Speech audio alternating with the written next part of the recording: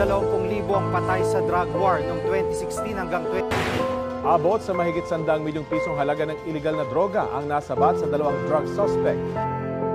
Put an end to. Come to an end.